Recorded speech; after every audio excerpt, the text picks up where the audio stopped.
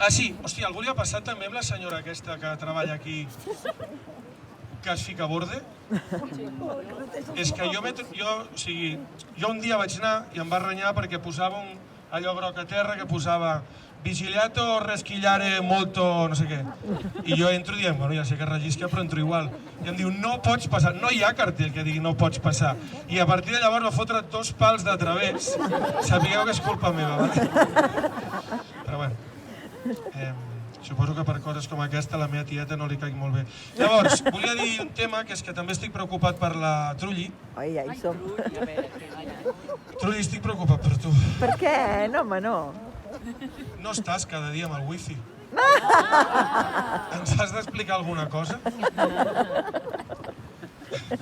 Després hi ha un altre tema, que els joves tampoc són joves, perquè no fan juerga a la nit. O sigui, jo estic... Escolta'm una cosa, sou una colla de morts. Potser és que ja no són tan joves. A veure si és això. I llavors, els de 30 i alguna cosa, hem d'aguantar el tipus de joves per ajudar-vos. Que també m'heu ficat amb els joves i ja tinc una edat. Però bueno, i dir-vos que no podem dormir al matí perquè estem al costat de la cuina i feu molt de soroll. I nosaltres, el jovent, mai us hem molestat al vostre son. No, mai, Per tant, mai. demanaríem que quan aneu a esmorzar, doncs no feu tant de soroll. Un moment, que tinc l'altre paper i no m'hi veig. Ara, sort de vosaltres, Acabo, Ondina. Molt bé, i ara començarem ja, potser a fotre canya, no? Molt bé, un altre tema, la cuina. Aviam, hem canviat de cambrers, de cuiners. De cambrers també, perquè m'ha tocat a mi i el Roger i la Joana, però... Molt bé, principal tema, demanaria, sisplau, un minut de silenci pel Marc Toret i el Tet, sisplau. Marc, ho fem per tu. El trobem a faltar, Tranquil·la, Trulli, que ara parlàvem de tu. De fet, m'agrada, Trulli, que em tallis perquè tu no volies venir al campament perquè ell no venia. Que a mi m'ho han dit. Llavors, cuiners, esteu aquí? Sí? Vale, un fort aplaudiment pels cuiners. Vale, s'ha de dir que el menjar està boníssim, però més d'un dia m'he quedat amb gana. Vale? Aquí ho deixo, la broma del plat únic està molt bé, però tetis, fiqueu una mica de tall, vale? Tu també, oi? No, tranquil. Ja, sí, jo vinc al campament a engreixar-me, Total, que ens porten, els caps de cuina ens porten 3 cuiners que tenen noms de jugadors dolents de l'Espanyol.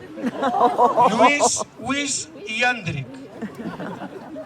O sigui, els vostres pares. O sigui, tu, Lluís, encara. Tot i que tampoc. Perquè Lluís ja no es posa, no? Però Uís, Àndric són noms de cantants de reggaeton. Molt bé, què més? Em van comentar que el vi dolç es va acabar en 5 dies. Com li foteu, no? Sí, el meu tiet. Bé, perquè estic menjant amb ell el porró, dic, hòstia, Jordi, pots beure aigua, també? Llavors vaig estar parlant amb el Bacardit, que el Bacardit diu que es desapunta del campament, diu que es desapunta, no vindrà més, que ja no hi ha crunch. Jefes del campament, la broma aquesta de que no hi hagi crunch, ens l'expliqueu? Es podeu cridar, no passa res. Després, això dels fruits secs a granel, que em trobo la motxilla plena de fruits secs per allà al mig, és per alguna cosa, i després ja no hi ha xocolata, ara et donen un tros de xocolata i quan te'n vas d'excursió tens xocolata desfeta o un tiramisú. Moltes gràcies, jefes de campament. Exacte, estem perfecte. I si hi ha una cosa que caracteritza la cuina d'aquest campament enguany és l'arròs.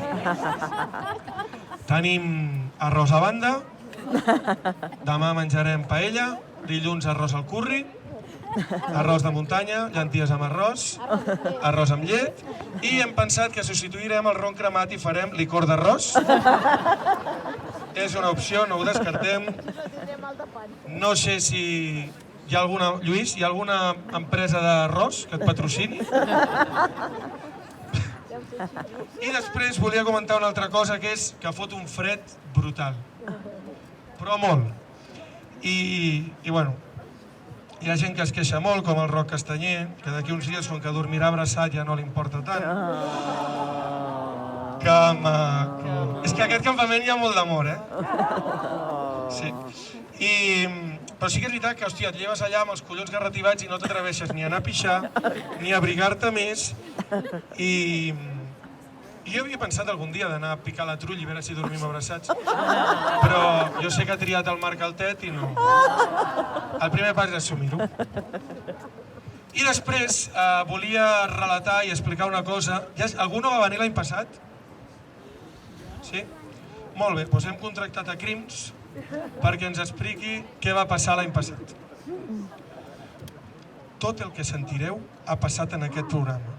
Ha passat, els fets i els llocs són reals.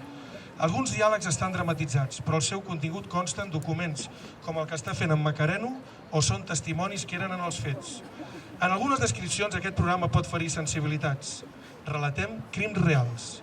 La realitat i la mort no entén de sensibilitats. Hola a tothom, soc Carles Porta. Gràcies per escoltar-nos. Avui parlarem d'un crim passional a la selva d'Oza. Comencem. La tarda de diumenge de festa major, un noi de 30 anys que jugava un partit de futbol i jugava bastant malament amb els solters, quan va ser brutalment assassinat a Sant Frede a mans d'un home d'aparença afable i des de llavors conegut amb el nom de l'home que va matar Franco, l'assassí dels fruits secs o l'assassí del cacauet. Això últim no sabem si és per alguna part del seu cos o per... Què feia Vicenç Vinyes quan agonitzava de dolor? Quin va ser el motiu macabre de l'assassinat? No pagar unes nous de macadàmia? Despit? Un mòbil sexual? Entrevistarem dues persones que eren allà. Pues yo estaba en la piscina y escuché y vi como había un hombre muy grande con un pescado tatuado en la pierna, con un hacha matando a un pobre chaval imberbe. Pero no son los únicos testimonios. Anem a un altre.